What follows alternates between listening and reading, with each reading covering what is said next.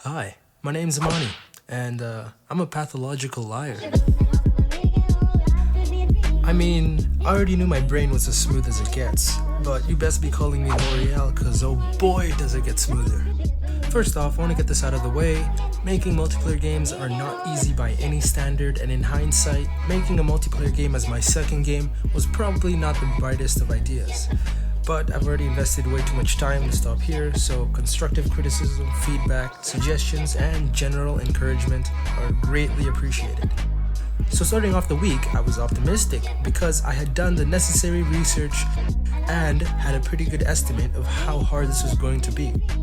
So I followed a tutorial I saw online about how to add multiplayer hosting and joining to your game.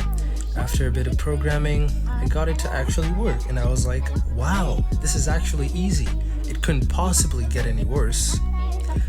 When I got to replicating, which is according to my expert and completely non-beginner definition, is when the server replicates what happens to it back to the clients and vice versa. I think. I don't know, man. Anyway, this is where I started to have a really bad time. I spent a whole day trying to make the sprint function replicate across all players. The code ended up going from this to this. Fun. After that, I moved on to the next mechanic, enchanting seals. I wanted to have a similar mechanic to the Dead by Daylight generator fixing, so I swapped out the generators and the skill checks and just added the bar. See, in single player testing, this was great. Super easy code, just bind an increasing value to a progress bar and bada bing, bada boom, you're a wizard, Harry. Now, let's test it in multiplayer. What's this? Nothing's replicating? Should be an easy fix. Just connect this to that, add a couple variables. 3 days later. I have never wanted to take a scooter to the ankle more in my life than I want to do right now. So I actually worked on this mechanic for 3 whole days, with adequate naps and food breaks in between, of course, and I finally managed to make it work.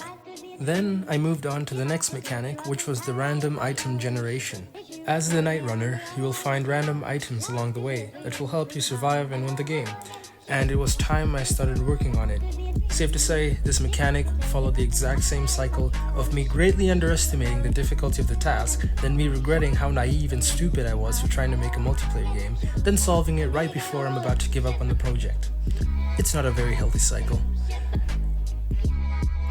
It was at this point that I realized that making a multiplayer game is a lot like the shape sorting puzzle they give to babies, except all the holes are circles, but the package comes with only rectangles, and you have to try and fit the rectangle into the circle, but it can't because it's the rectangle, but you try to do it anyway, and then you start to notice after violently slamming it several hundred times that the rectangle is starting to chip, so you don't give up and start slamming it even harder until it finally breaks just barely enough that it fits in the hole.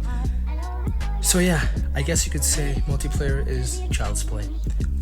Please subscribe, I'm in need of incredible mental support. See you next week, or something, I guess.